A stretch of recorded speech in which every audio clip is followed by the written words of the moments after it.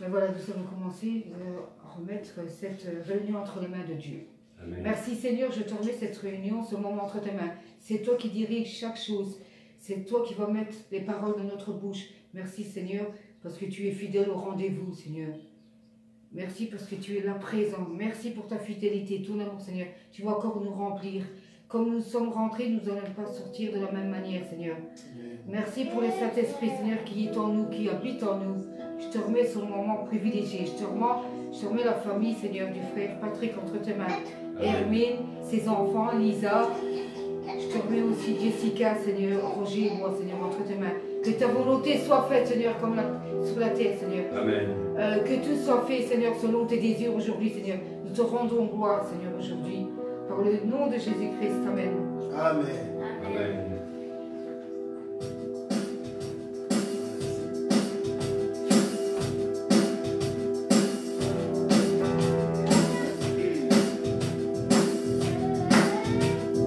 Quand l'Esprit de Dieu habite en moi, je chante comme David.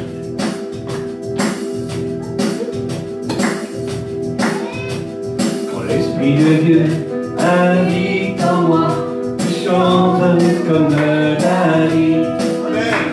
Quand l'Esprit de Dieu habite en moi, je chante comme David.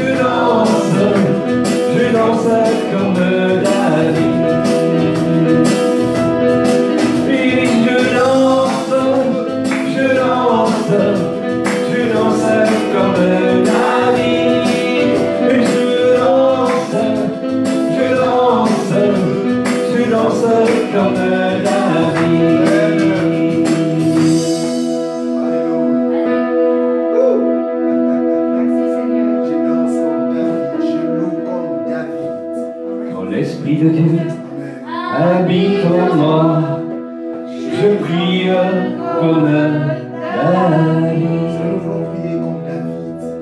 Merci Seigneur parce que tu nous as précédés, Seigneur, ce matin.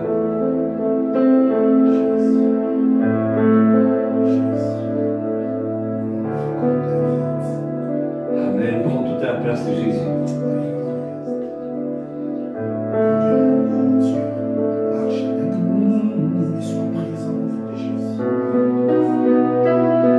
Prends toute la place.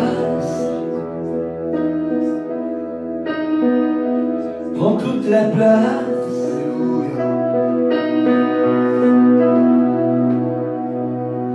Viens nous visiter, Jésus. Nous te laissons la place. Nous te laissons la place.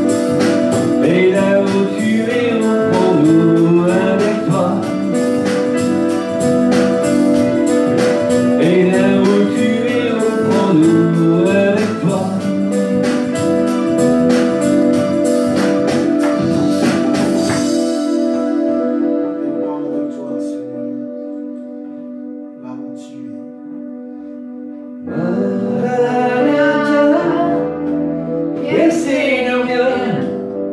Seigneur Jésus, nous tendons les mains vers toi. Maranatha. Viens Seigneur, viens. Et là où tu es, on prend nous avec toi.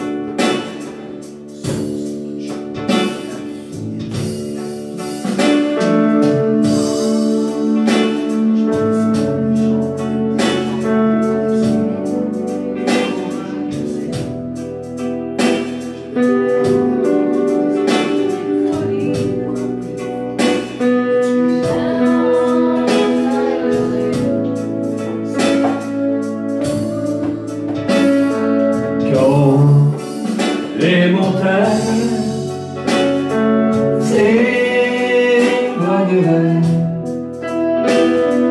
quand les collines s'éleveraient, quand les montagnes s'éloigneraient, Dieu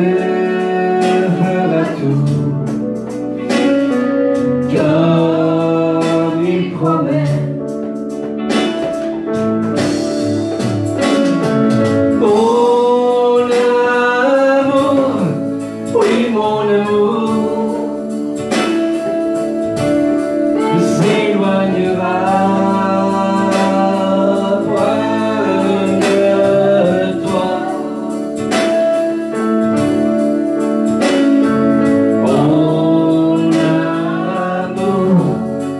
Mon amour ne s'éloignera point de toi. Quand les montagnes s'éloigneraient, quand les collines s'élevait, quand les montagnes s'éloigneraient, Dieu fera tout comme il promet.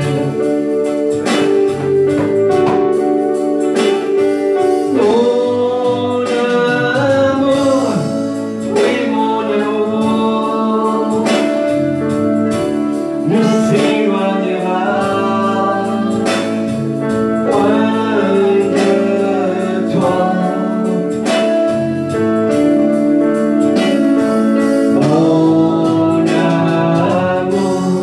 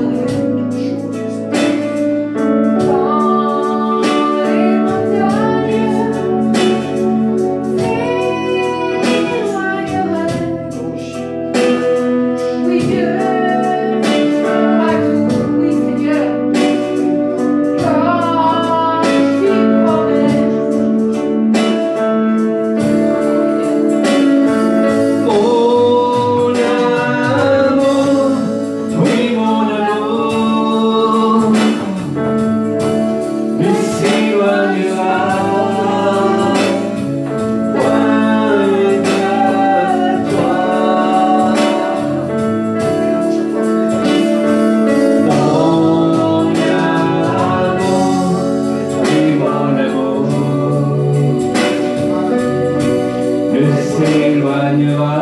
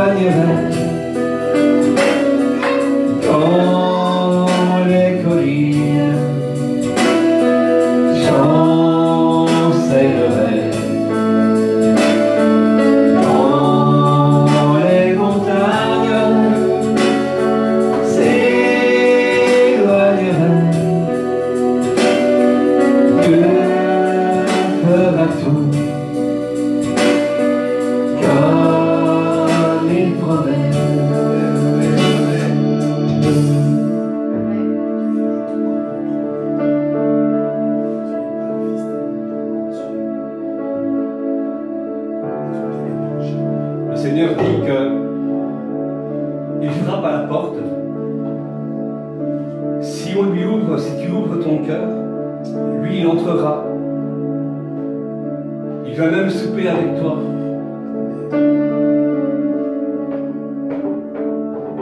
Oh Jésus.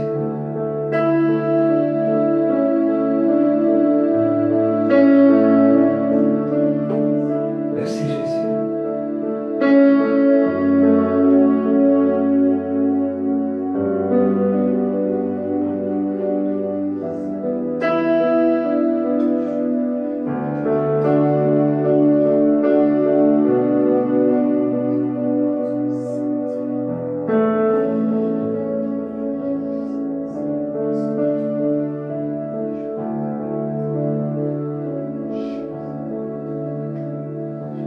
Si tu veux donner ton cœur à Jésus ce matin, si tu n'as pas encore expérimenté avec lui, ouvre-toi, ouvre ton cœur, accepte Jésus dans ton cœur, lève la main,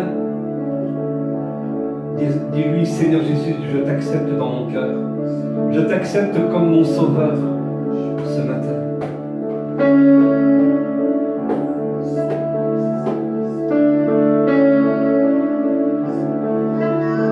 Jésus est la solution.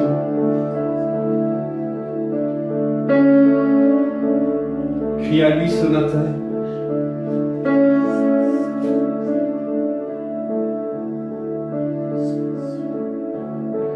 Oh Jésus. Oh Jésus.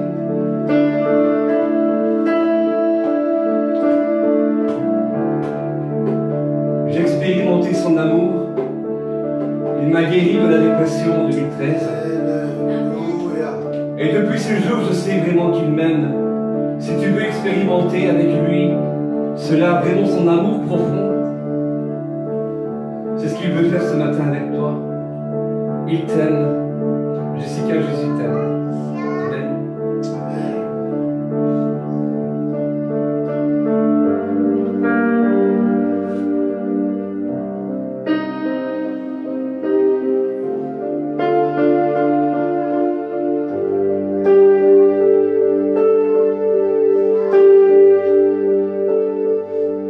Ton amour, ta puissance, ta présence dans ma vie.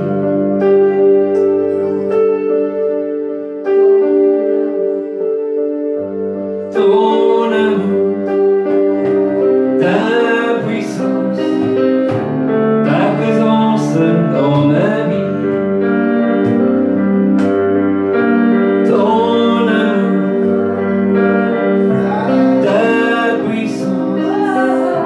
ta présence dans ma vie. Je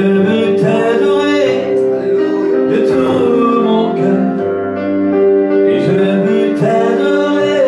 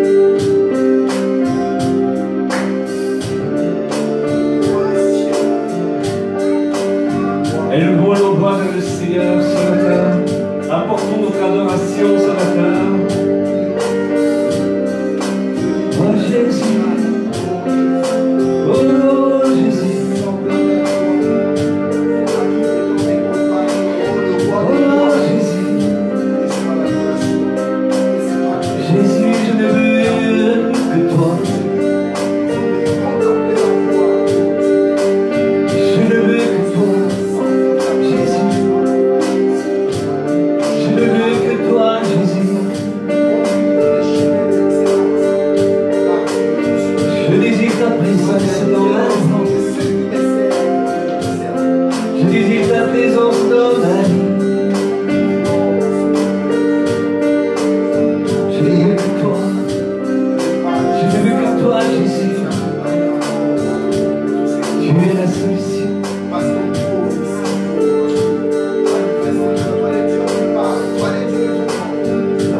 Adonai,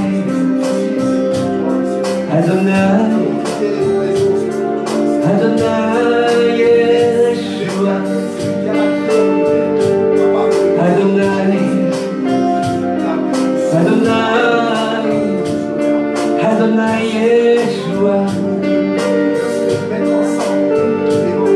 Adonai, Adonai, Adonai, Yeshua. Adonai, Adonai, Adonai, Yeshua.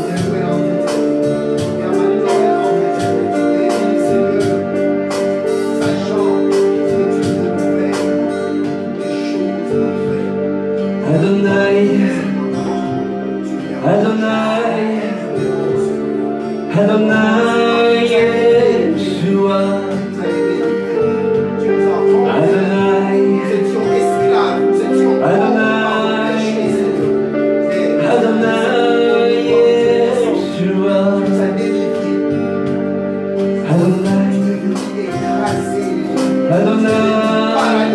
Adonai, Adonai, Yeshua.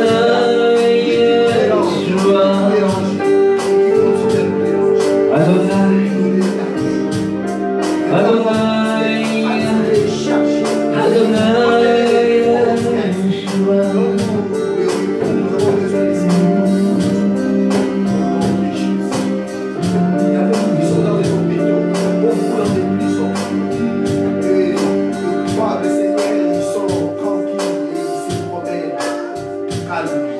Adonai,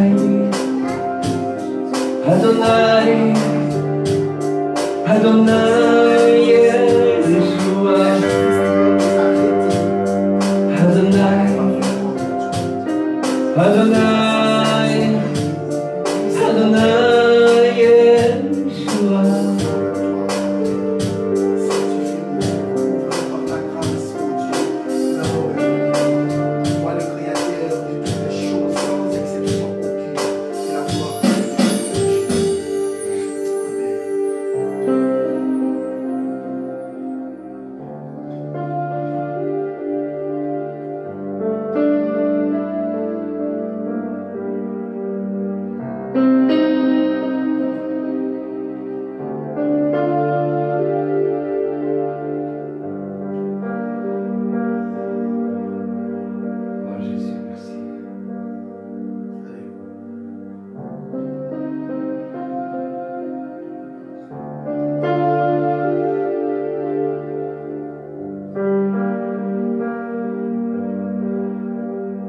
Nous avons soif de ta présence, Jésus, ce matin. Nous avons soif de ta présence dans nos vies, Seigneur Jésus.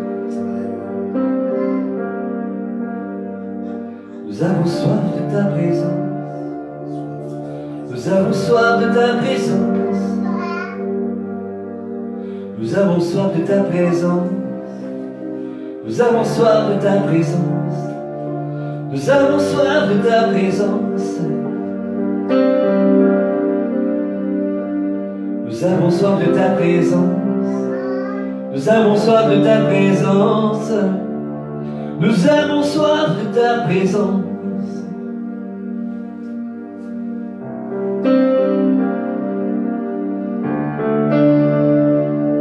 Nous avons soif de ta présence.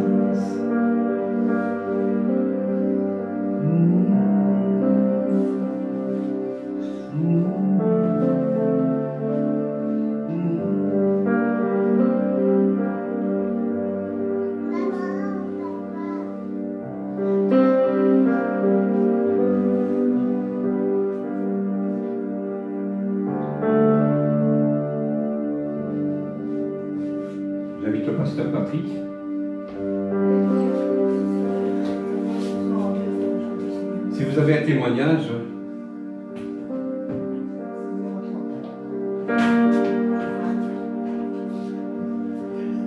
Amen. Disons merci au Seigneur.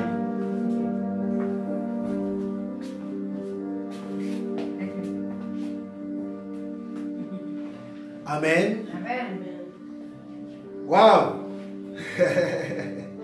J'aime cette porte. Elle est belle.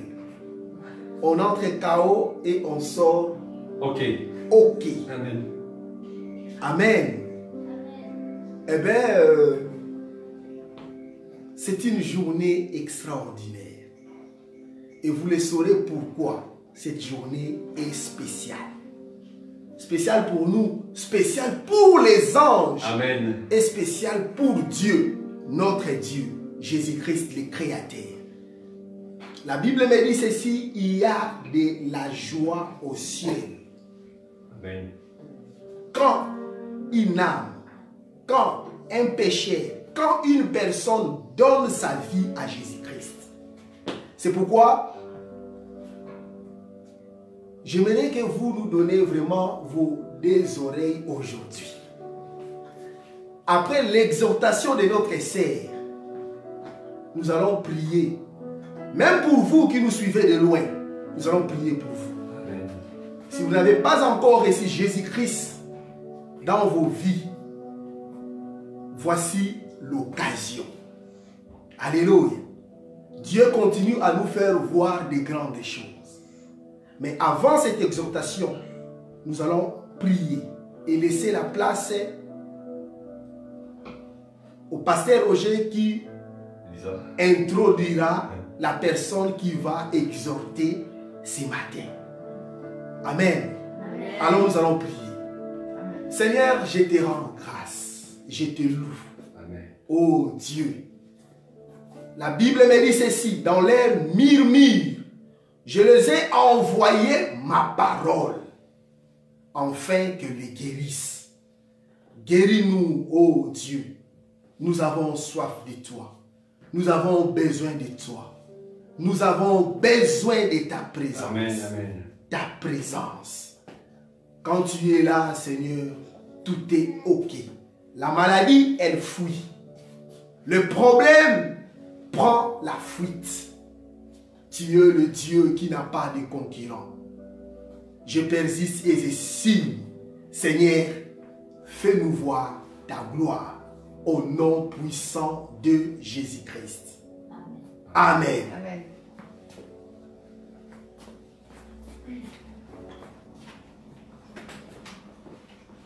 Et bien la place est au pasteur Roger qui va Amen. nous présenter celle qui va nous exhorter ce matin.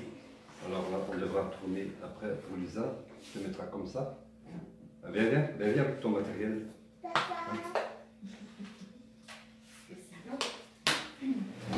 Voilà, soyez bénis. Amen.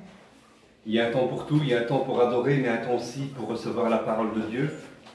Ce que Lisa nous a préparé. Donc, l'apôtre Paul nous exhorte. Voilà. Ah ouais, voilà, ok, c'est bien. Tu peux lancer.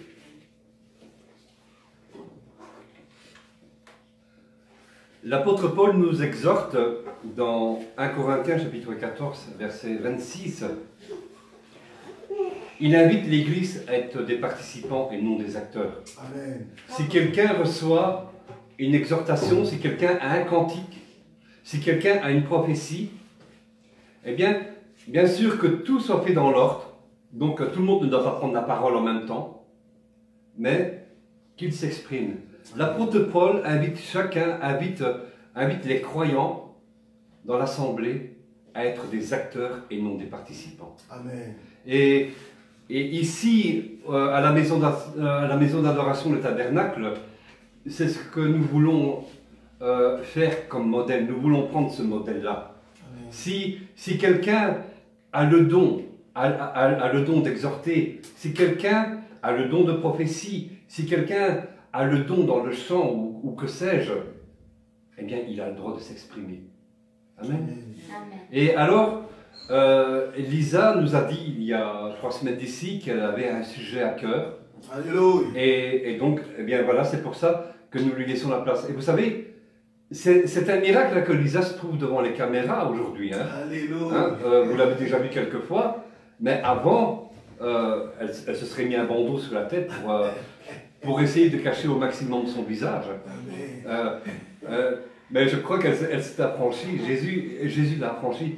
Vous allez voir que elle a ses qualités, mais quand elle va dans la parole de Dieu, bien, parfois elle me surprend. Mais je ne dis pas parfois, je dis toujours, elle me surprend toujours quand je dis Lisa, est-ce que tu as quelque chose à nous partager? Bon, elle me le demande. Je dis ben oui, bon, ben, si tu as quelque chose, vas-y.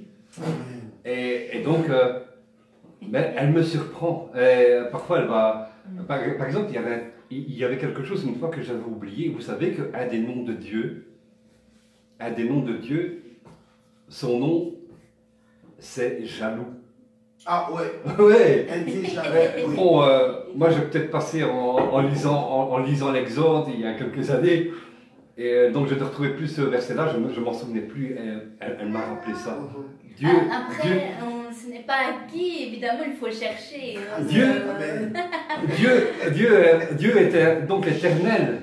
Yahvé est un Dieu jaloux. Il est écrit qu'il est un Dieu jaloux, mais aussi, c'est son nom. Il est jaloux. Vous savez pourquoi? Parce que Dieu ne nous veut pas partager. Il ne nous veut pas avec un pied dans le monde et avec un pied dans l'église. Il ne nous veut pas partager. Non. Dieu est un Dieu jaloux. Dieu est jaloux. Son nom est jaloux. Amen. Amen. Voilà. Bon, là, je ne vais pas prendre toute la parole de Lisa parce qu'elle m'a dit qu'il y avait de la matière. On a du travail avec elle. Elle nous fait travailler dans la parole de Dieu. Et donc, il est temps que je lui laisse la place. Donc voilà, tu peux te mettre un peu comme ça. Amen. Toi, tu n'es pas trop serré? Non, Il est stable. Il est stable. il est stable. On te voit bien là. Non, si. Que là. Voilà. Ok, amen. La Bible. Parce que je suis sûr que Lisa va nous faire bosser. Oui, quelques versets. Voilà. Eh bien, bonne matinée à tous. Amen. Merci. Que Dieu vous bénisse. Et donc, je salue toutes les personnes qui nous suivent par la transmission que nous faisons sur Internet.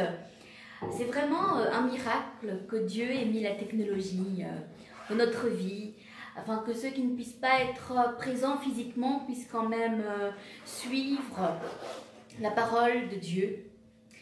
Et donc, je vais, avant de commencer, je vais offrir cette étude biblique, parce que c'est une étude biblique, à notre Seigneur. Amen. Voilà. Amen. Merci Jésus. Seigneur, notre cœur est prêt à bénir ton nom. À partir du moment où nous ouvrons les yeux et où nous les fermons, Seigneur, nous te glorifions, Seigneur. Nous t'honorons et nous t'honorons, Seigneur, parce que tu nous donnes l'occasion d'être ici, Seigneur, comme le veut ta volonté, et d'apprécier ta manifestation. Ainsi, Seigneur, chaque jour, nous voulons te connaître davantage. Nous voulons te plaire, Seigneur, et nous voulons accomplir ta volonté. Mais pour accomplir ta volonté, nous devons premièrement la connaître, Amen. deuxièmement la comprendre, troisièmement la retenir, Amen. et quatrièmement la mettre en application afin que nous soyons des acteurs et non pas des spectateurs, Yes. comme le veut ta volonté, Amen. Seigneur. Amen. Merci Jésus. Amen. Que ta parole vienne à nous, Seigneur. Qu'elle nous purifie, qu'elle nous transforme, Seigneur. Et qu'elle fasse de nous une œuvre de puissance, Seigneur. Amen. Nous te demandons de nous accompagner en nous donnant joie et liberté. Alléluia. Dans le nom du Seigneur Jésus. Amen. Amen. Amen. Donc, nous allons parler d'un sujet qui, je trouve, est révoltant. Et ce sujet, il s'agit de l'évangile de prospérité. Donc, en introduction, nous allons tout de suite rentrer dans le bain. Nous allons prendre Galates, chapitre 1, versets 6 à 8. Et si quelqu'un veut faire la lecture, qu'il se manifeste. Moi. Galates, chapitre 1, verset 6. Versets 6 à 8. Amen. Bon. Voilà.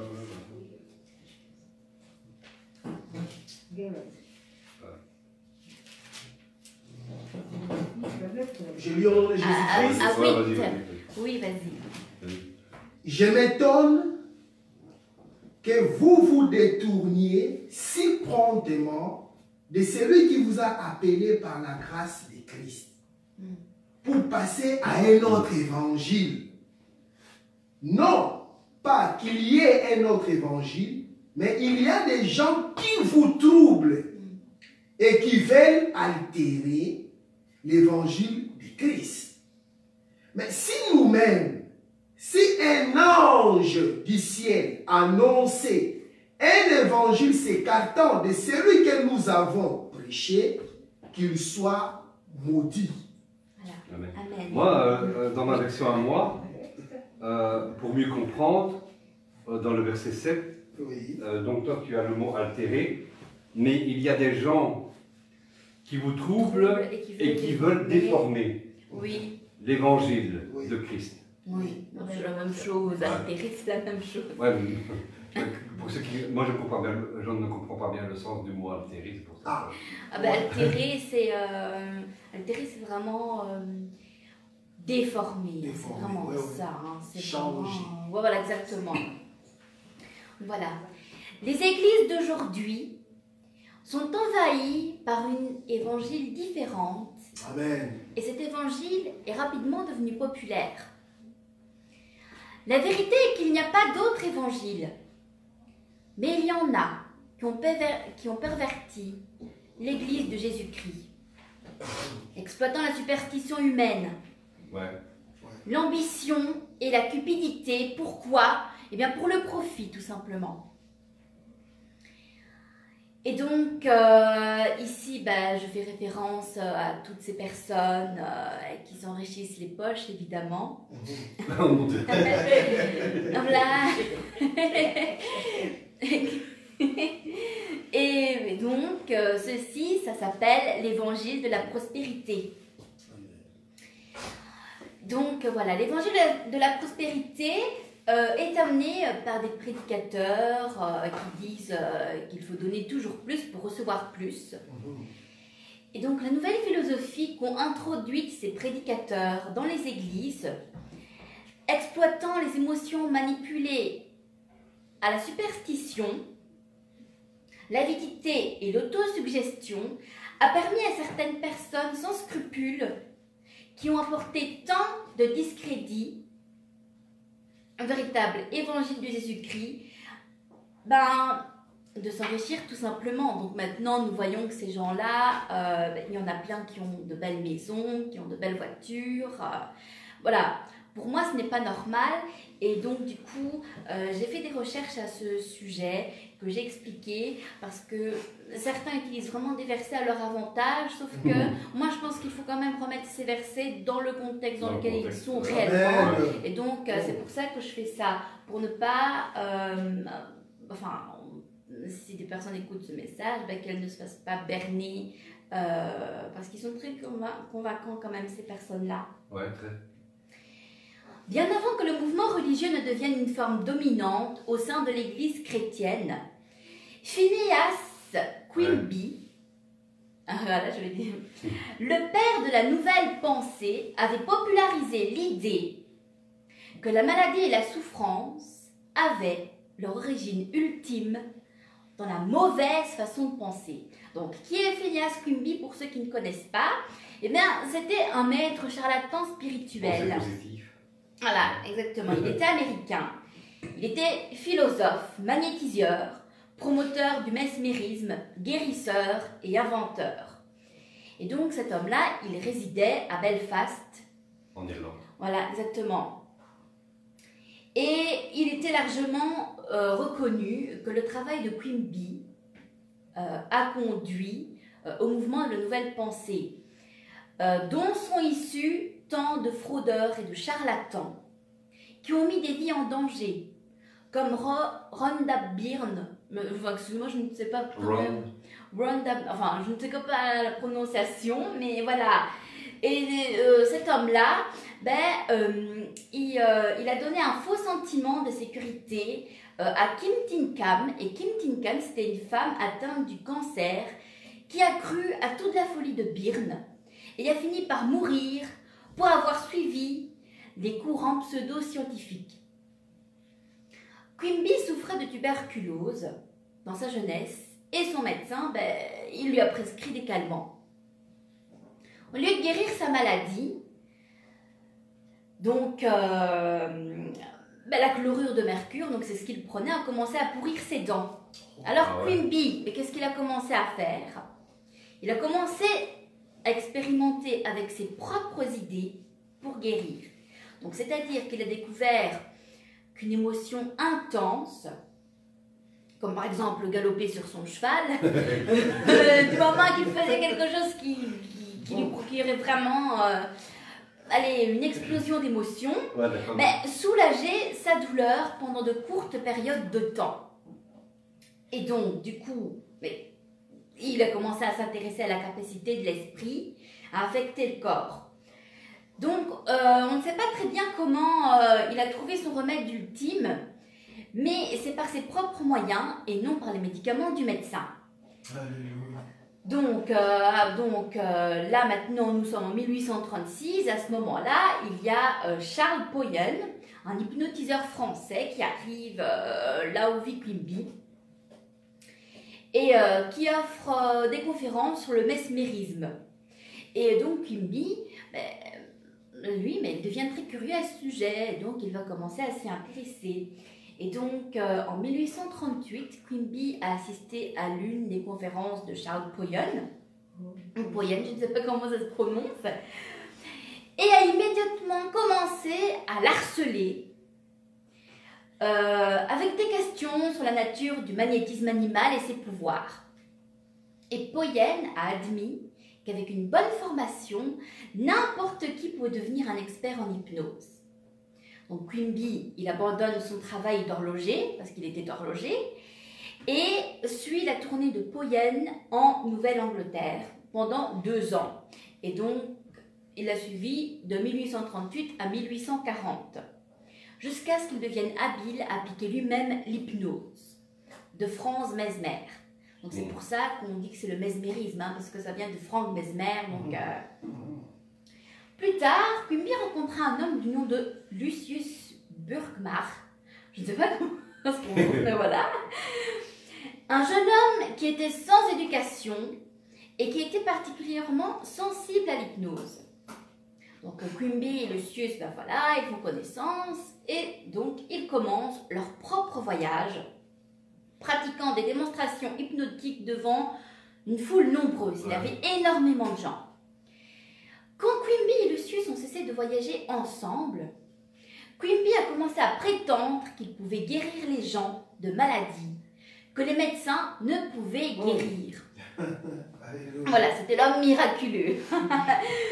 Quimby a expliqué à ses patients que les maladies étaient causées par de fausses croyances et que le remède était dans son explication. Donc pour lui, les maladies, c'est seulement dans la tête, ça n'existe pas.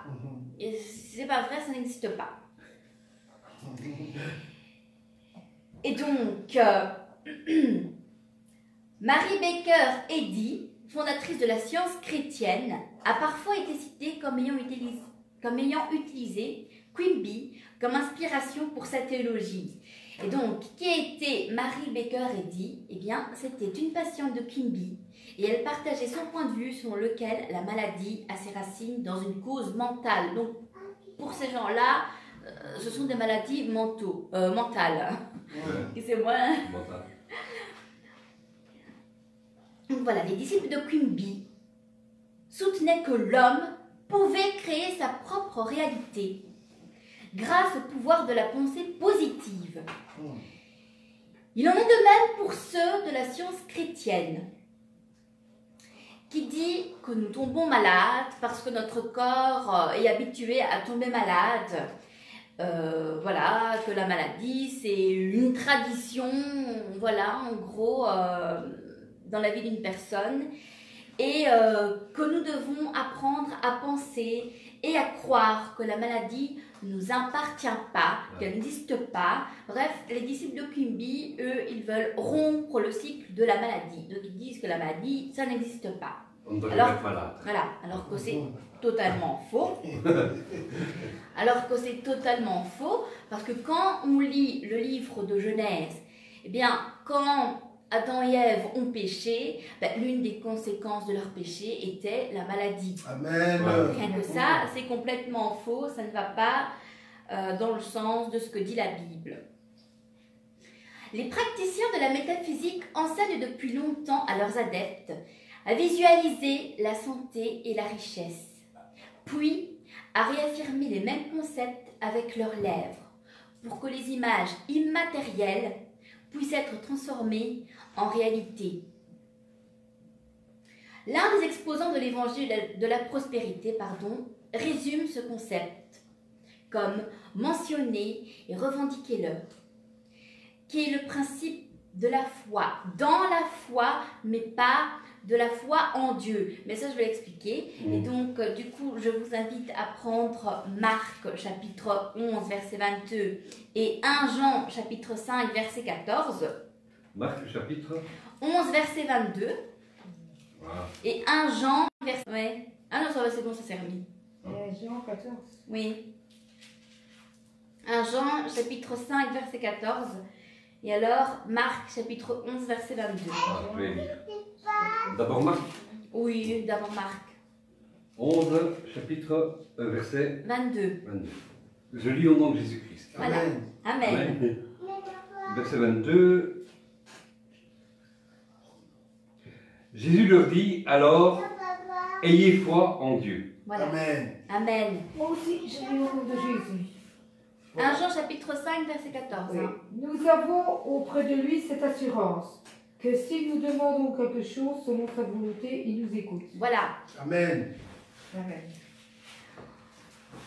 Donc, ces charlatans, mais qu'est-ce qu'ils font? Ils renforcent le pouvoir de la parole. Ils nous disent, si vous dites des mots négatifs, vous activez le côté négatif de la force.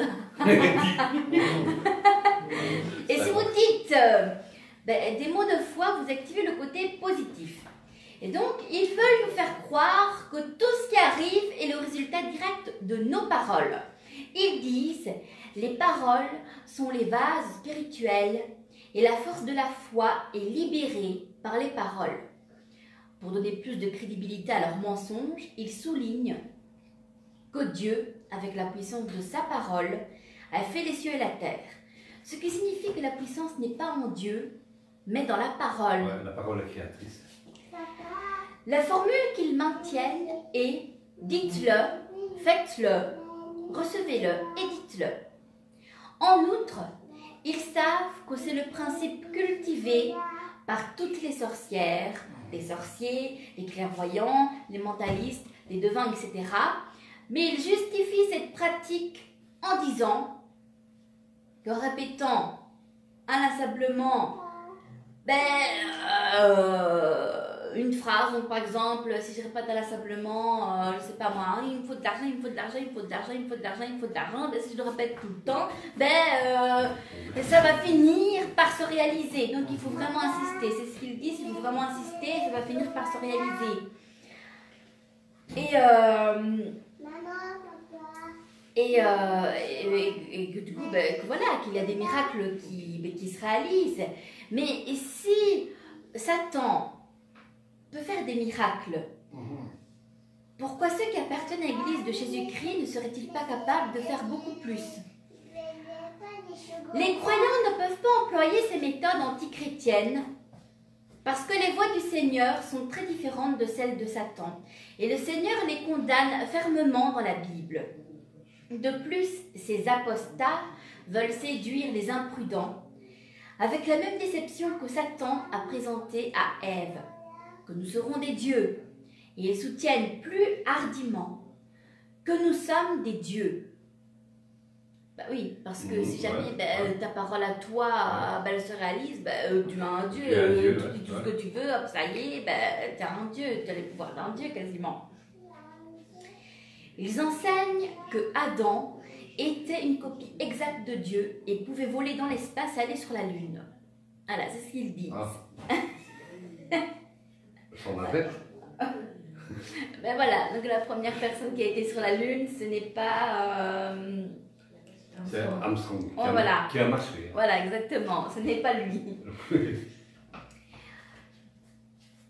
Mais quand on entend tout ça, pour moi et pour d'autres personnes, il est complètement impensable d'imaginer qu'on puisse croire à ces aberrations. C'est pas possible, parce que c'est trop irréel pour qu'on puisse croire à ces choses-là. Mais en fait, c'est possible que des gens croient à toutes ces fables. Et bien pourquoi?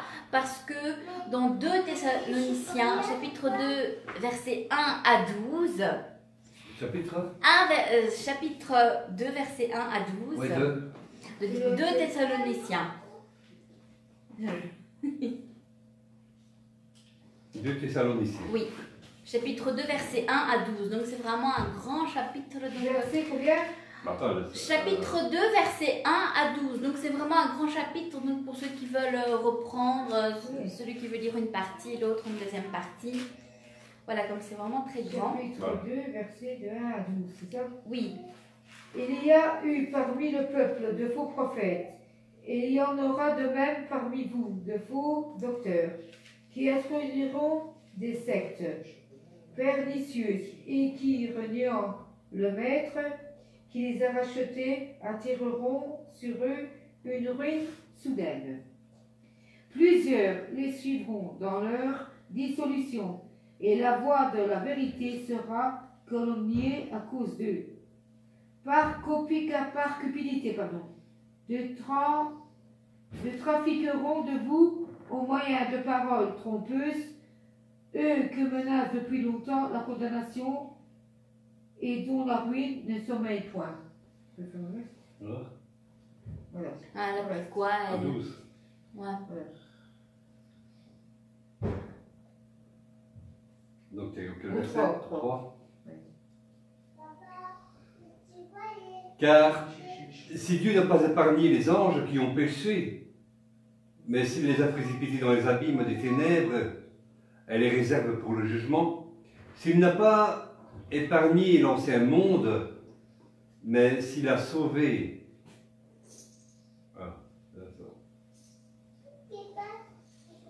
S'il a sauvé Noé, lui, 8e, ce prédicateur de la justice lorsqu'il fit venir le déluge sur un impie, s'il a condamné à la destruction et réduit en cendres les villes de Sodome et de Gomorrhe, les donnant comme exemple aux impies à venir, et s'il a délivré le juste Lot, profondément attristé de la conduite de ces hommes sans frein dans leur dissolution, car ce juste qui habitait au milieu d'eux tourmentait journellement son âme, juste à cause de ce qu'il voyait et entendait de leur œuvre criminelle.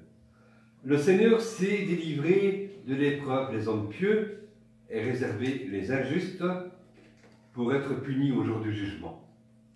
Bon, moi, je n'ai pas cette version-là, donc il y a un petit souci, parce que moi, je sais pas, vous avez pris lequel, vous?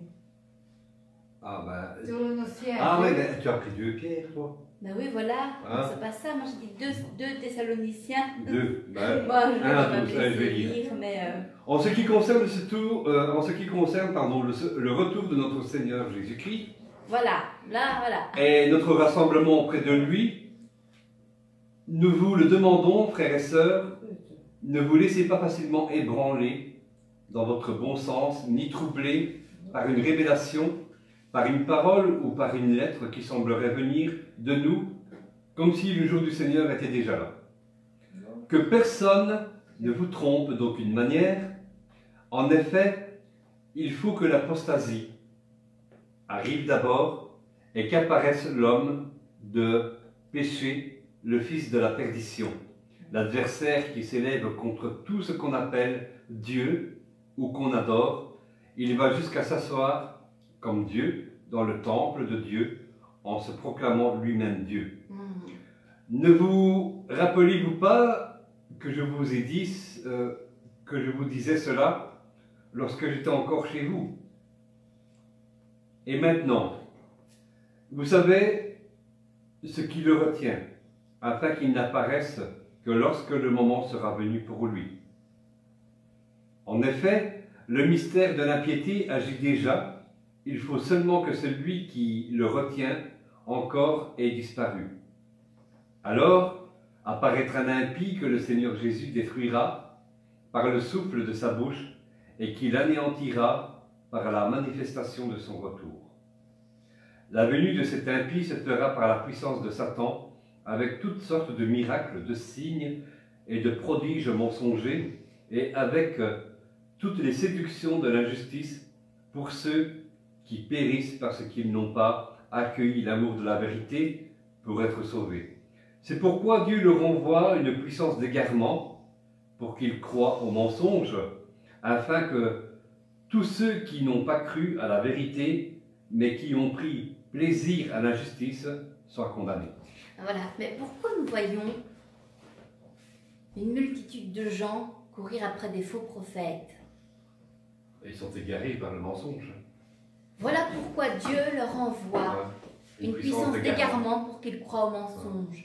C'est normal, c'est écrit, c'est prévu, c'est comme ça que les choses doivent se passer. Donc oui, voir qu'il y ait une foule de gens, des milliers de gens qui courent après des faux prophètes, c'est aberrant, mais c'est écrit, c'est comme ça que ça doit se passer, ça doit arriver, voilà, c'est comme ça que ça doit se passer. C'est l'apostasie. Certains se demanderont peut-être dans tout ça quelle est la vérité. Ce à quoi je réponds, avec l'autorité qui m'est accordée par la parole de l'impaillible Seigneur Jésus, je suis la vérité et la vie, nul ne vient au Père que par moi. C'est ce que la vérité, le chemin, la vie. Le Seigneur Jésus-Christ nous dit. La vérité est le Christ, mais pas le faux Christ que beaucoup prêchent de nos jours, mais le Christ qui nous présente la Bible. Amen. D'où l'immense besoin de ne pas croire tout ce qui nous est prêché, même s'ils sont pasteurs, ou prophètes, ou apôtres, parce que Dieu nous a avertis que dans les derniers temps, de faux prophètes et de faux enseignants se lèveraient et séduiraient énormément de personnes. Il est de notre responsabilité d'agir avec la sagesse des chrétiens de Béry. Amen. Comme il est dit dans Actes, chapitre 17, verset 11.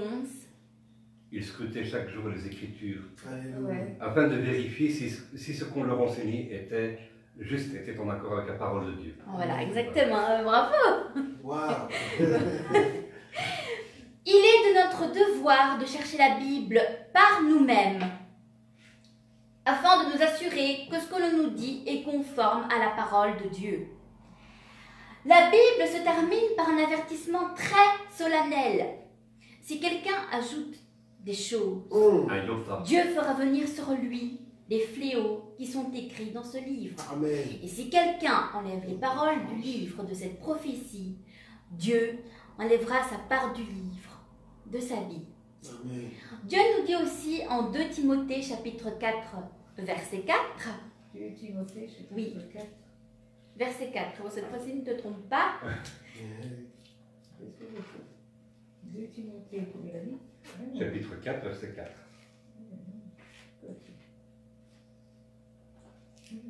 2 Timothée, chapitre 4, verset 4. Là? Non? J'ai un problème. 2 Timothée 4, combien il a dit Verset 4. Verset 4. Ah. Voilà. c'est bon? Ouais. Tu as pris le bon? Ils détourneront l'oreille de la vérité et se tourneront vers les fables. Amen. Amen. Ces faux prophètes, ces faux pasteurs ont profité de la malnutrition spirituelle de beaucoup, parce qu'il faut dire, beaucoup ne lisent pas la Bible. Donc voilà, moi j'appelle ça de la malnutrition spirituelle, pour enseigner des fables profanes, comme s'il s'agissait d'une révélation directe de Dieu. Vous voyez, genre quelqu'un arrive, il dit comme ça, « Ah, j'ai reçu une révélation, j'ai reçu une parole de Dieu, il faut absolument que je la partage. » Et donc du coup, ces gens-là, ils donnent à ce qu'ils racontent la même validité que la révélation que Dieu nous a laissée dans la Bible. Donc ce péché, il est très semblable à celui commis par le catholicisme, avec ses traditions et tout le bazar. Par exemple, il nous disait comme ça qu'il fallait payer pour être dans le paradis. Les indulgences. Voilà, exactement. Purgatoire. Autrefois. Mais et si ce que disaient ces gens était vrai, nous devrions tout de suite aller l'ajouter dans la Bible, quoi. Vous voyez ce que je veux dire? Nous devrions ajouter ce qu'ils disent dans la Bible. Voilà, il faudrait réformer la Bible en y ajoutant tout ce que ces personnes nous racontent, sauf qu'il est dit explicitement dans Apocalypse chapitre 22 verset 18, non, je le déclare solennellement à tous ceux qui entendent les paroles prophétiques de ce livre. Si quelqu'un y ajoute quoi que ce soit, Dieu ajoutera à son sort les fléaux décrits dans ce livre. Amen. Amen. Donc aujourd'hui, ils disent ce qu'ils veulent comme si c'était la parole du Seigneur. Et les assemblées, qu'est-ce qu'ils font? Ils crient frénétiquement sans réfléchir ni raisonner. Amen, gloire à Dieu, youpi, wouh, amen. Moi personnellement, j'avais assisté, j'étais allée, comment on appelle ça? Comment on appelle ça encore? Non, voilà, un séminaire de 3 jours. Bon, déjà, le séminaire de 3 jours, c'était matin, midi et soir. Donc du coup, ça fait qu'on était quasiment jamais à la maison. On était toujours sur la route. Enfin, moi personnellement, ce n'était que 3 jours, mais je me suis vraiment sentie très fatiguée, alors que normalement, non. Quand on sort de là, normalement, on doit être requinqué, voilà. On ne doit pas sortir en étant fatigué. Mais pendant 3 jours, matin, midi et soir, franchement, c'était... Oui, franchement, je me suis sentie épuisée. Et donc, le prophète, c'était un prophète de l'évangile de prospérité. Et je voyais des gens se rouler par terre, crier frénétiquement, voilà, plonger sur le sol, dire mais non mais c'est vrai, je voyais tous ces gens plonger au sol, ensuite ils font des roulades sur le sol, comme le joueur de foot là, qui se met là, qui se roule sur le sol là. Mais voilà, exactement. Mais les gens faisaient ça, et moi je voyais ça, et moi je me disais, mais mon Dieu, comment ils peuvent croire à ces choses-là? Enfin, moi personnellement j'étais choquée. Et j'ai lu le témoignage d'une personne. Je trouve ça vraiment drôle. Et c'est un petit peu comme ton histoire là avec le couple là qui vend le peignoir de Jésus à 777 €. Ici c'est la même chose. En gros, j'ai lu le témoignage d'une personne qui disait qu'elle avait été emmenée au ciel. Et voilà. Où beaucoup de choses lui ont été révélées. Et cette personne assure qu'au moment où il a été enlevé pour aller au ciel, il portait un appareil photo. Il portait un appareil photo. Donc du coup, cette personne prétend avoir pris des photos. Et qu'est-ce que fait cette personne? Eh bien, il vend les photos. C'est un Américain, cette personne c'est un Américain. Par contre, je n'ai pas noté son nom, mais c'est un Américain. Et là-bas, en Amérique, ce sont des dollars. Donc, voilà, ils vendent ces photos à 9 dollars. C'est à peu près 10 € chez nous. Mais donc, voilà, ils vendent cette photo environ à 10 €. Oui, ok. 10 €. Bah voilà, pour certaines personnes, 10 € c'est peut-être rien, mais sachez que le nombre de photos qui sont parties, le chiffre a flambé. Hein, donc voilà, il a vraiment amassé beaucoup d'argent avec cette histoire. Le pire, c'est qu'il y en a qui le croient. Bah oui, c'est ça, exactement. Bah oui, parce qu'il y avait une photo qu'il a commencé à faire imprimer, etc. Ah ben, les gens, qu'est-ce qu'ils ont fait? Il y a énormément de personnes, des milliers de personnes qui se sont ruées sur cette photo. Et les 10 €, je peux te croire que c'était plus 10 € à la fin, c'était 10 000 €, hein, 1 million. Hein.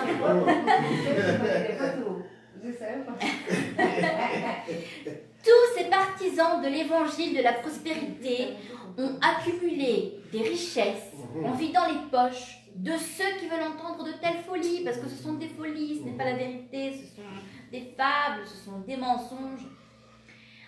Pour justifier leur richesse et exploiter l'ambition et la cupidité humaine, qu'est-ce que ces gens-là disent? Si Jésus avait été pauvre, j'aurais été pauvre moi aussi. Hein. Si Jésus avait dormi sous un pont, moi aussi j'aurais dormi sous un pont. Mais comme Jésus était très riche, moi aussi je dois être très riche. Voilà ce que disent ces gens. Ils disent non seulement s'inquiéter est un péché, mais être pauvre est un péché. Ouais. Parce que la promesse de Dieu est la prospérité, c'est ce qu'ils disent. Hein. On dit que le Seigneur était si riche qu'il avait besoin d'un trésorier pour gérer ses biens. Ah bon? Voilà. Alors franchement c'est une insulte. Hein. C'est une insulte au Seigneur et surtout à notre intelligence pour essayer de nous faire avaler de telles paroles. Mais quel est le succès de cette hérésie qu'il prêche?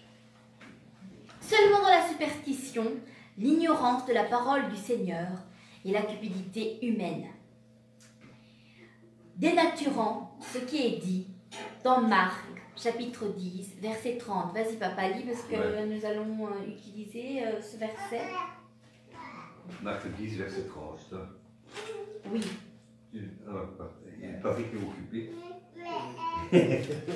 Donc il m'oblige à travailler.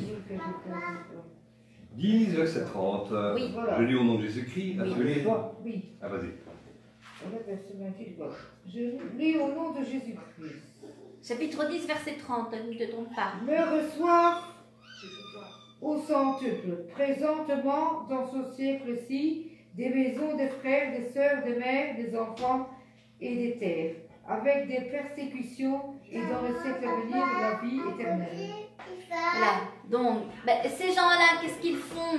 Ce verset-là, il fallait le lire parce que c'est vraiment le verset référence que ces gens-là utilisent. Ils utilisent vraiment Marc chapitre 10 verset 30, c'est vraiment le verset qu'ils utilisent. Donc ils le prennent et ils disent donnez une maison et vous recevrez 100 maisons. Hein. Ah bon? Offrez une voiture, offrez une voiture pour le Seigneur et vous recevrez toutes les voitures de ce monde, hein, toutes les marques qui puissent exister. Voilà, c'est ce que vous recevrez. Offrez 1000 € et vous recevrez 10 000 €. Voilà, voilà, c'est ce que ces gens-là ils disent. Voilà, plutôt ce serait 100 000 vu qu'ici c'est aux deux, mais bon, voilà. Et donc, ces gens-là, ils tordent le principe biblique du don. Parce que nous aimons en donnant pour recevoir. Voilà. Nous savons bien que le Seigneur lui-même a dit dans Matthieu chapitre 6 versets 19 à 20. Matthieu. Oui, dans Matthieu chapitre 6 verset 19 à 20. Voilà. Je l'ai. Là, il est écrit, 19 à 20. Ne vous amassez pas des trésors sur la terre où les mythes et la rouille détruisent et où les voleurs percent les murs pour voler. Mais Amassez-vous des trésors dans le ciel, où les mythes et la rouille ne détruisent pas, et où les voleurs ne peuvent pas percer des murs ni voler. Ben, il y a vraiment quelque chose de vraiment contradictoire avec ces gens-là, c'est que et si ce que disent ces gens-là était vrai, pourquoi, au lieu de demander de l'argent et d'aider le peuple du Seigneur, pourquoi ne donnent-ils pas leurs propres biens pour recevoir au centuple eux-mêmes? Pourquoi ne le font-ils pas eux-mêmes? Non, au lieu de cela, ce qu'ils font, c'est qu'ils abaissent Dieu. Et pourquoi je dis ça? Eh bien tout simplement parce qu'ils disent comme ça, donnez de l'argent pour votre Seigneur. Donc, ils font passer le Seigneur pour un mendiant tout simplement. Et en ça, c'est une insulte. Voilà. Nous, on sait très bien que ça ne fonctionne pas de cette façon. Mais ils exploitent l'ambition humaine pour leur profit personnel, une fois qu'ils ont pris tout l'argent de leur poche. Et donc voilà, ils disent comme ça, si vous avez un téléviseur noir et blanc, donnez-le au Seigneur, il vous en donnera un nouveau en couleur. Mais donnez le meilleur pour le Seigneur, parce que voilà, pour le Seigneur, il faut vraiment de la qualité, parce que c'est pas n'importe qui. Donc voilà, il vous rendra tout ça avec un intérêt de 100%. Et donc, avec cette philosophie, comme je l'ai dit, des centaines, des milliers de personnes, franchement, ils sont vraiment nombreux, ils sont légions, ils se sont enrichis tout simplement. Mais l'évangile de la prospérité fait appel non seulement à la cupidité, mais aussi à la superstition, qui est très sensible dans les pays d'origine catholique notamment. Parce que, voilà, on sait comment ça fonctionne. Dans le catholicisme, ils avaient l'habitude de payer des commandements pour obtenir une faveur de Dieu. Aujourd'hui, il y en a beaucoup qui donnent dans le même but, pour acheter une faveur de Dieu, ou simplement pour bien faire. Ils utilisent l'offrande comme porte-bonheur. Oui. Ouais. Parce que c'est ce genre de choses que l'on enseigne l'évangile de prospérité. Je ne sais pas si je pourrais aller jusque-là, mais le fait de considérer que quand tu donnes ton argent dans la dîme, tu vas être... voilà, le fait de le considérer comme un porte-bonheur, c'est... Enfin, je ne sais pas si on peut aller jusque-là, mais moi je le vois un petit peu comme une forme d'idolâtrie, quoi, tu vois. Il y en a qui donnent pensant que s'ils ne donnent pas, ils vont être malades. Voilà, c'est vraiment la superstition. Et voilà, voilà, on a l'impression de retourner en arrière quand même, parce que c'était l'Église catholique qui faisait ça. Et après, il y a eu une réforme, et c'est pour ça qu'il y a des protestants qui sont apparus. Là, on a vraiment l'impression de revenir en arrière. Et moi, je trouve ça vraiment parce que les choses avaient évolué pour revenir dans l'ordre. Elles n'avaient pas évolué pour dénaturer la parole de Dieu, mais bien pour revenir dans l'ordre, pour revenir à ce qu'elle devait être à l'origine. Et là, on a l'impression que tout ce qui s'est passé, finalement, que ça n'a servi à rien, tout simplement. Voilà, c'est comme si on fait un bond en arrière. Enfin, je ne sais pas si tu me comprends, mais dans les principes, c'est ça.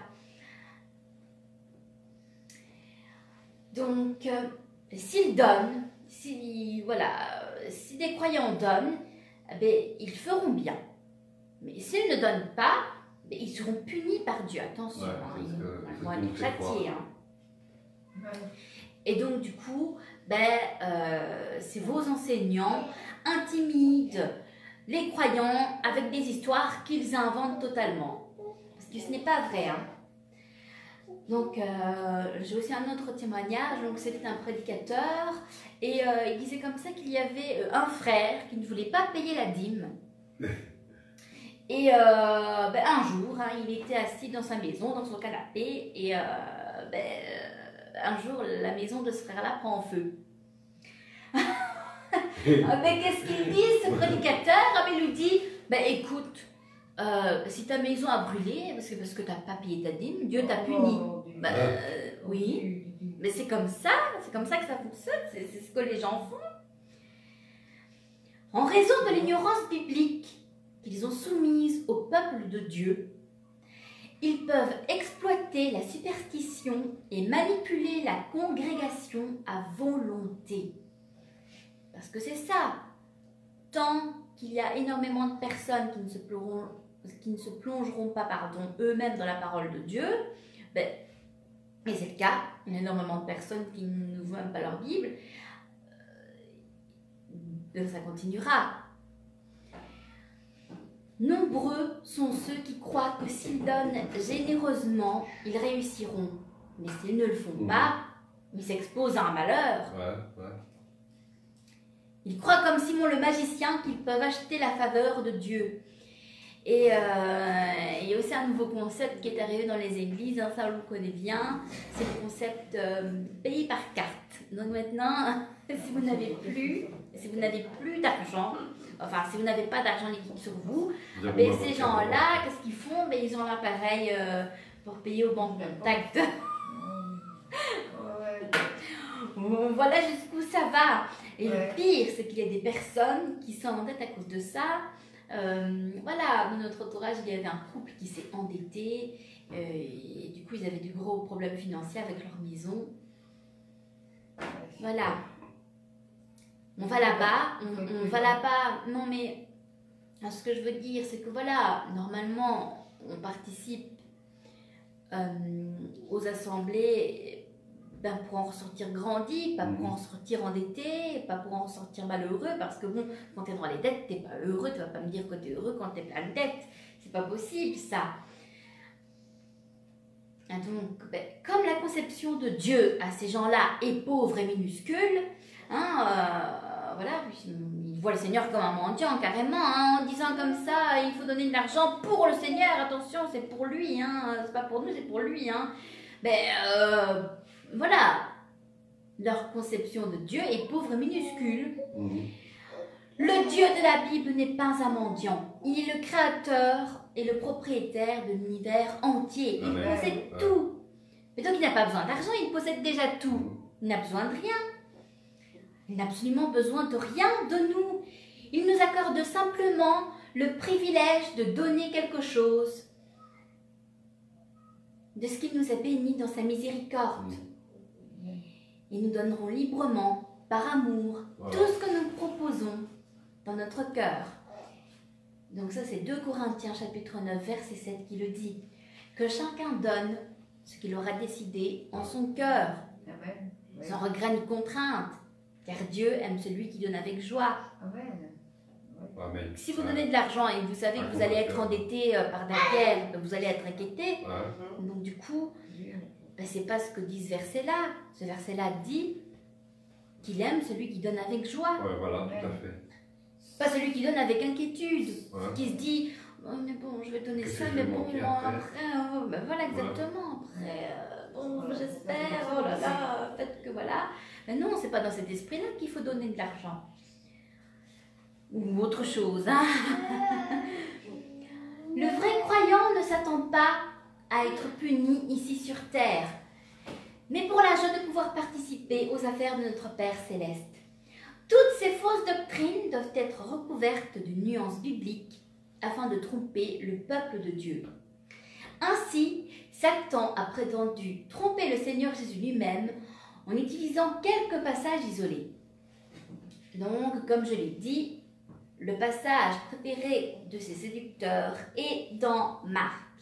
Et dans Marc, dans le chapitre 11, il y a le verset 24, qui nous dit « C'est pourquoi je vous le déclare, tout ce que vous demandez dans vos prières, croyez que vous l'avez reçu, et cela vous sera accordé. » Si nous ne lisons que le verset 24, il peut sembler raisonnable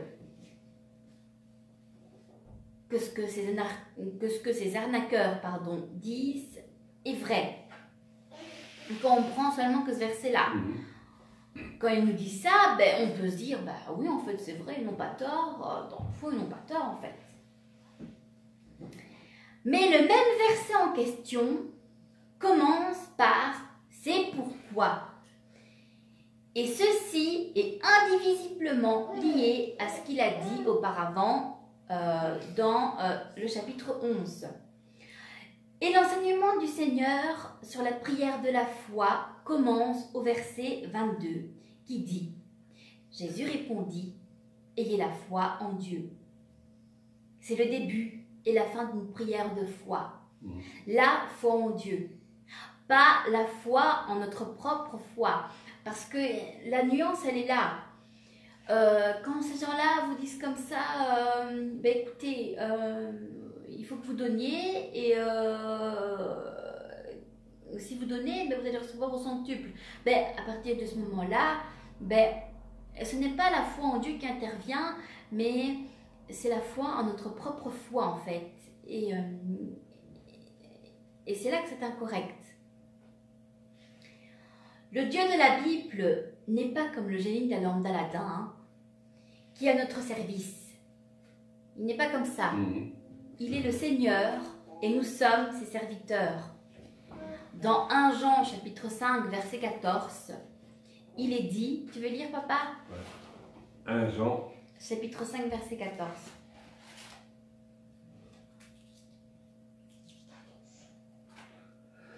C'est 14. Et voilà. Nous avons auprès de lui cette assurance, si nous demandons quelque chose, conformément à sa volonté, il nous écoute. Ici, vraiment, j'insiste sur les deux mots, sa volonté. Pas la nôtre. Exactement. Maintenant, pour tromper ceux qui ne lisent pas la Bible, ou voilà, ou ne font pas des recherches dans la Bible, pour tromper tous ces gens-là, les faux enseignants citent le verset 30 de Marc, chapitre 10, pour les convaincre que nous devons avoir des richesses maintenant, en ce moment.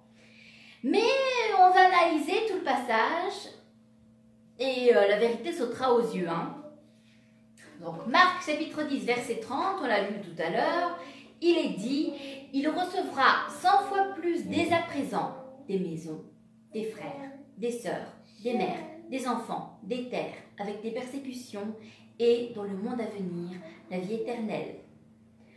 Tout d'abord, l'exhortation du Seigneur commence au verset 23, où il est dit,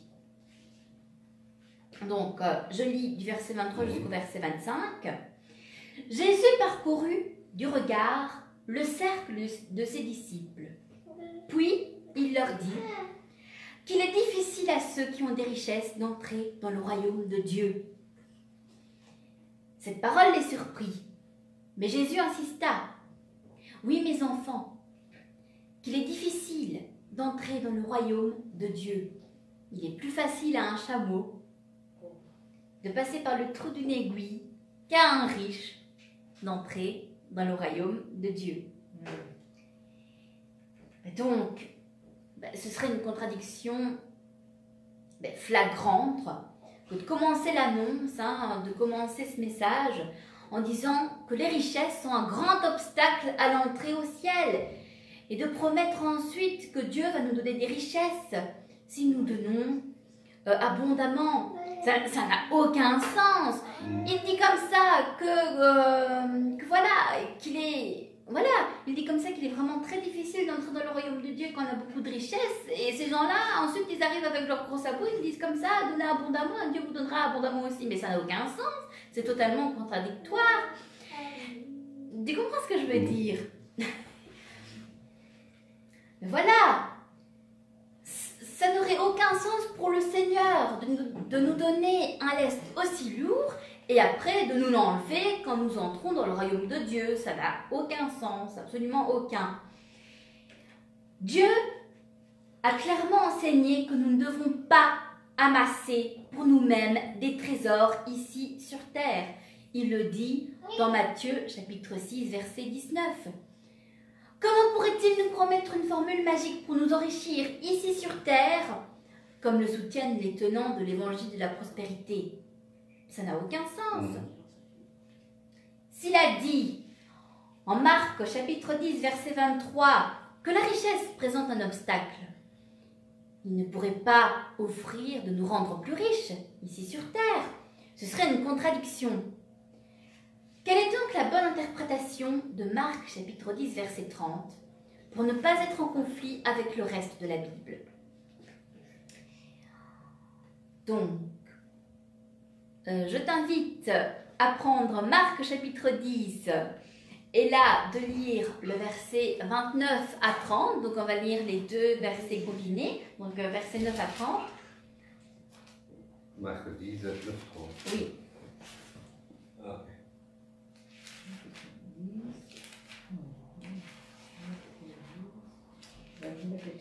Oui. Bon.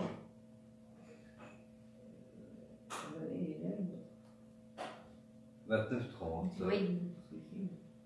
Jésus répondit, je vous le dis en vérité, personne n'aura quitté à cause de moi et à cause de la bonne nouvelle sa maison, ou ses frères, ses sœurs, sa mère, son père, sa femme, ses enfants, ou ses terres, sans recevoir au centuple dans le temps présent des maisons, des frères, des sœurs, des mères, des enfants et des terres avec des persécutions, et dans le monde à venir la vie éternelle. Vraiment, je vous l'assure, si quelqu'un quitte à cause de moi et de l'Évangile sa maison, ses frères, ses sœurs, sa mère, son père, ses enfants ou ses terres. J'insiste vraiment sur le « à cause de moi et de l'Évangile ». Tout d'abord, il convient de noter que la promesse n'est pas pour tout le monde ici, mais pour ceux qui ont subi des pertes à cause de l'Évangile et des persécutions. Deuxièmement, il est évident que la promesse n'est pas de recevoir matériellement 100 fois plus que ce que nous avons perdu, parce que cela nous conduirait à une absurdité de supposer que celui qui a perdu sa femme pour l'Évangile recevrait maintenant 100 femmes. Mais non, mais 100 femmes. Car c'est ce que dit littéralement le verset 29. L'explication la plus logique de cette promesse du Seigneur, c'est que ceux qui ont subi des pertes d'êtres chers à cause de l'Évangile et ont dû faire face à des persécutions dans les nouvelles terres qui émigrent, ils trouveront dans la famille de Dieu, l'Église, où ils pourront jouir de cet amour fraternel qui viendra plus que compenser l'amour familial qu'ils auront perdu. Amen. Amen. Votre nouvelle famille sera une très grande famille. L'Église, les croyants. Vous y trouverez aussi de nombreuses maisons de frères qui s'ouvriront pour vous recevoir.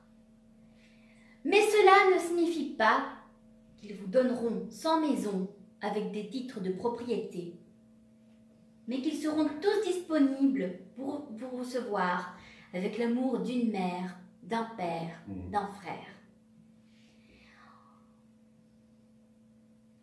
Donc ici, il y a plusieurs chapitres à prendre, ce sont les derniers.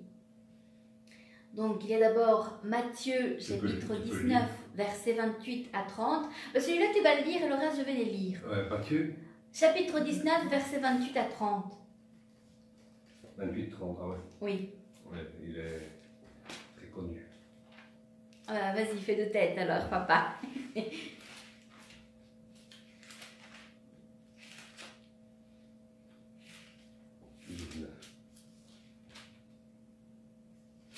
Voilà. 29, 30. Et toute personne qui aura quitté à cause de moi ses maisons, ses frères, ses sœurs, son père, sa mère, sa femme, ses enfants ou ses terres, recevra le centuple et héritera de la vie éternelle. Bien des premiers seront les derniers, et bien des derniers seront les premiers. C'est ça? Ensuite, il y a aussi Luc chapitre 21, verset 17, qui nous dit « Tout le monde vous haïra à cause de moi ». Ouais. Luc chapitre 9, verset 23. Puis, s'adressant à tous, il dit « Si quelqu'un veut me suivre, qu'il renonce à lui-même, qu'il se charge chaque jour de sa croix et qu'il me suive. Luc, chapitre 10, verset 4. N'emportez ni bourse, ni sac de voyage, ni sandales, et ne vous attardez pas en chemin pour saluer les gens. Et dans Matthieu, chapitre 6, verset 19. Ne vous amassez pas des richesses sur la terre, où elles sont à la merci de la rouille, des mites qui rongent, ou des cambrioleurs qui percent les murs pour voler. Ce que le Seigneur nous dit, c'est qu'en ce temps, nous aurons des persécutions. Mais dans les temps à venir, il y aura la gloire. Amen. Ce serait une contradiction absurde de supposer que le Seigneur nous promet des richesses en ce moment, alors qu'il nous a dit que dans le monde, nous serons persécutés, nous serons haïs, que quiconque veut le suivre prendra sa croix chaque jour, ne prendra rien pour le voyage, ne déposera aucun trésor sur terre, etc. Si la philosophie de l'évangile de la prospérité était vraie, l'apôtre Paul devrait être le plus riche de son temps, parce qu'il s'est départi de tous ses biens terrestres pour suivre le Seigneur. Il a abandonné sa carrière importante dans l'armée romaine, sa position dans la société juive comme pharisien. Il était membre du Sanhédrin. Sûrement à cause de sa position sociale, il aurait une belle maison. Mais il y a renoncé par amour du Christ. Et qu'a-t-il reçu en retour? Le ciel, la vie éternelle. Non, mais sur terre. Qu'est-ce qu'il a reçu en retour pour avoir suivi le Seigneur, l'apôtre Paul? Des persécutions. Voilà, pauvreté, prison, maladie, abandon. Est-ce parce qu'il n'avait pas assez de foi pour bénéficier de l'évangile de la prospérité? Non. Est-ce parce que l'évangile de la prospérité n'est pas vrai? Et que c'est de cet évangile que Dieu nous a avertis dans Galates, chapitre 1, versets 6 à 8. Voilà. Amen. Tirez vos propres conclusions. Amen. Oui. Ouais. Ouais, tu peux. Oh, d'accord. Voilà. Amen. Merci Seigneur.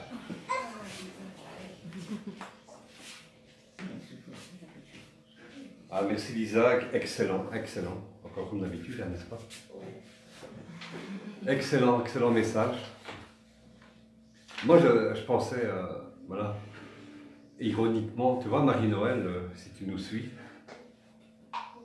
si on doit suivre le raisonnement de la pensée positive de monsieur Queenby, c'est ça? Oui, Queenby. Ben, en fait, si tu es dans le plâtre, en fait, tu n'as rien. Tu n'as rien d'argent. Toi, si tu es malade, tu n'as rien, tu inventes tes maladies. et donc, finalement, on nous fait croire ça que si, allez, par exemple, toi, aujourd'hui, tu ne te sens pas trop bien, tu as une gastro-entérite. Si tu dis, j'ai une gastro-entérite, on va dire que tu manques de foi, ou bien on va dire, écoute, arrête de proclamer ça parce que la parole est créatrice.